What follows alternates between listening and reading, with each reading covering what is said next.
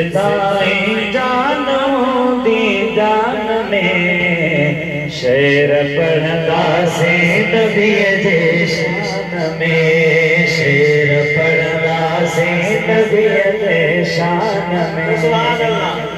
हाजी साहब समवारी गाल कही है ते तो हुजूम मुस्तफा जान मायूसी थी न तो सके मुमकिन आहे न अदला बदे करे। सुभान अल्लाह।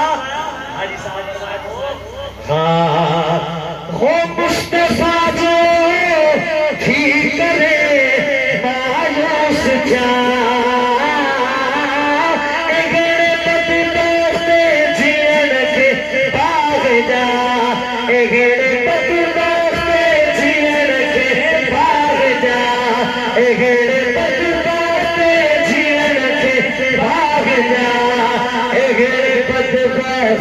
जीवन के भाग जा।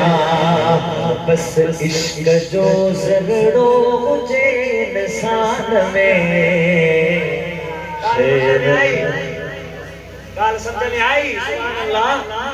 बस इश्क जो ज़गड़ो मुझे इंसान में शेर पढ़दा से नबी जे शान में शेर पढ़दा से नबी जे शान में। हाजी साहब तो चेत घणा के रोकींदा हूंदा टोकींदा हूंदा मिलाद छुता कयो यारी छुता कयो। हाजी साहब इन जी वजह ॿुधाई आहे। हाजी साहब फरमाए थो ओके रुकी जी राह रोके थो सके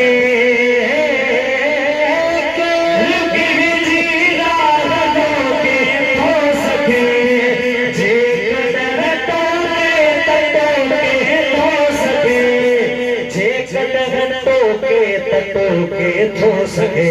हाजी साहब छो टोकी तो छो त कमज़ोरी अथस ईमान में शेर पढ़दा से नबी जे शान में शेर पढ़दा से नबी जे शान है। कोई खातो जदों मरी वेंदुसि दुनिया छॾे वेंदुसि क़ब्र में मुनकर नकीर सवाल पुछण ईंदा मोए खातो पुछदा जॾहिं मुनकर नकीर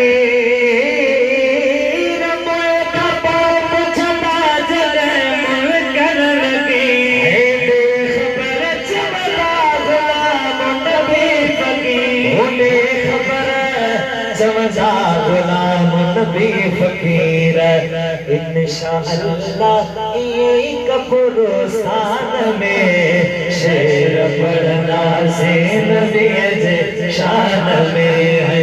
इंशाअल्लाह ये कब्रिस्तान में शेर पढ़दा से नबी जे शान में। दूध पाक मोहब्बत